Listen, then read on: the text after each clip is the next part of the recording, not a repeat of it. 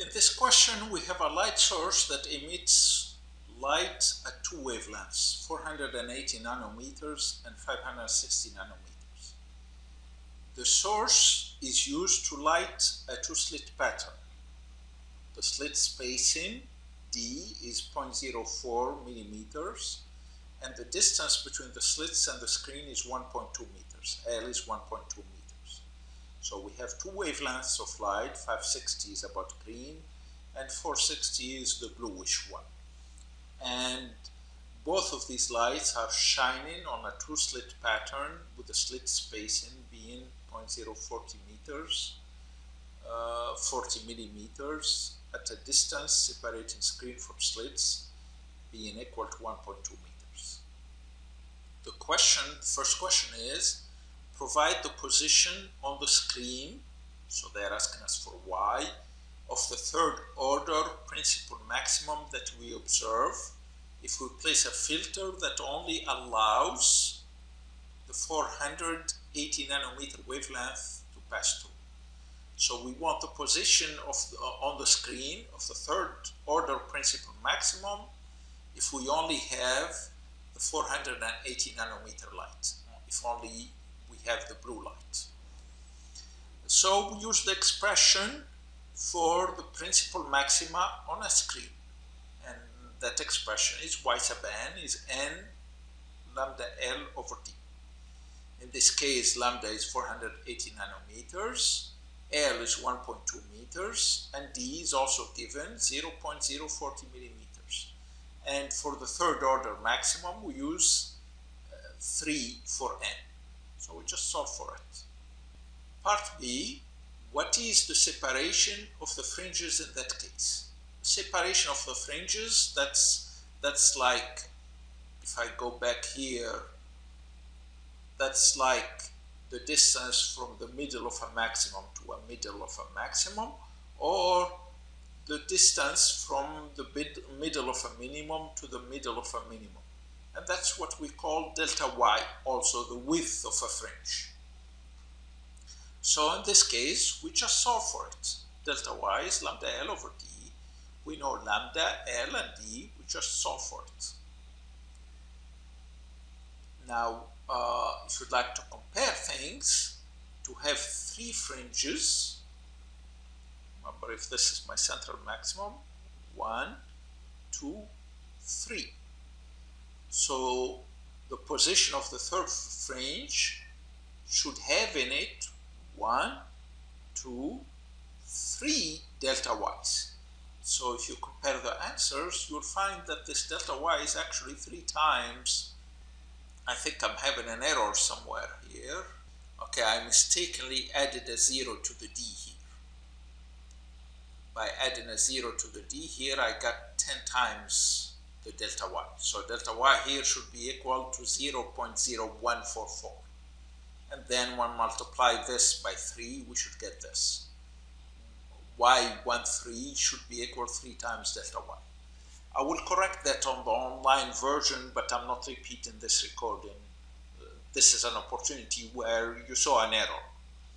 And you notice how I figured out the error. Okay, now the next question. What is the angular position of that third order principal maximum?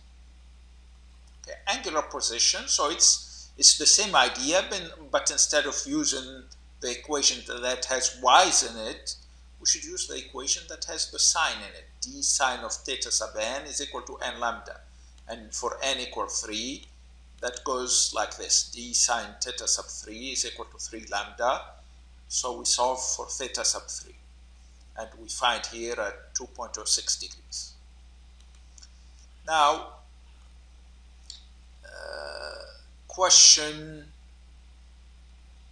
D, we are told we remove the filter and let both wavelengths produce light.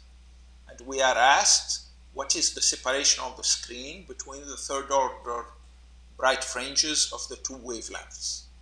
So now we have the two wavelengths. We know the position of the third order maximum of the lower wavelength.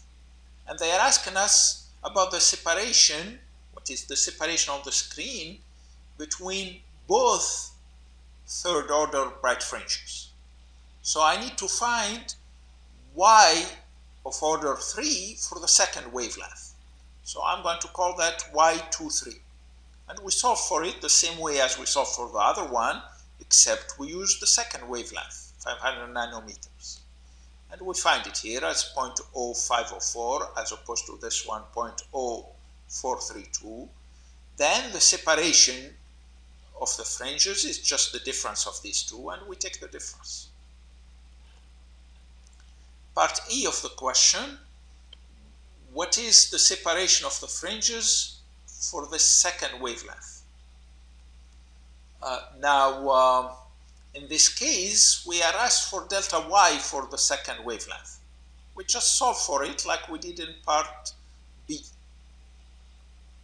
with a different wavelength. And this is just to illustrate that for the second wavelength, because we have a bigger wavelength, and remember again, I'm making the same error here, that's your cut and paste is your enemy. So this is supposed to be 0.0168, while the other one is 0.0144. Bigger wavelength is a wider fringe.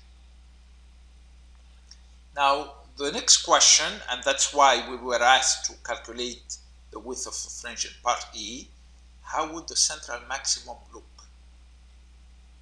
And they are giving us some choices.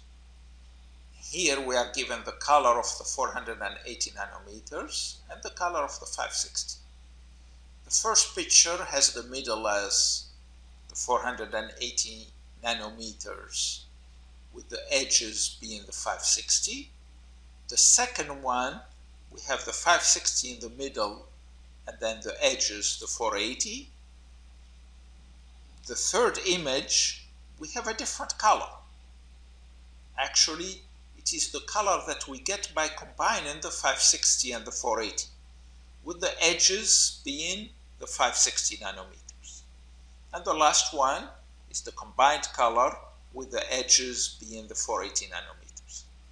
Now, questions B and E have told us that the fringes are wider for the larger wavelength, meaning for the 560 nanometers, we have a larger fringe.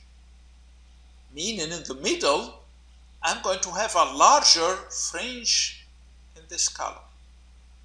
So that's going to be, the possible answers are going to be the first one here or the third one. Now, light is going to add up in the middle where I'm going to have both, because the 560 nanometers exists here as well. So number 3 is the correct answer. In the middle we have the combination of both colors, but then since the fringe is wider for the 560, at both edges I'm going to have the 560 nanometer light. Now part G of the question, would all interference fringes look the same as the central maximum? And that's absolutely not. Why are they different? Again, we look at the expression like what we get from part A. This is the position for the third fringe due to the lower wavelength. If we are going to calculate the position of the third fringe for the higher wavelength, we found it to be this. So the maxima are at different positions, meaning our center is not going to be the same for both of them like here. The center for the blue one is going to come before the center of the green one. So actually, I'm going to have this, the addition of colors, move a little bit towards the left. And then for the fourth order, the separation is going to be even more different. So except for the central maximum where we can very easily predict the look, the others, it's going to be difficult to predict the look unless we calculate it precisely for each one of them.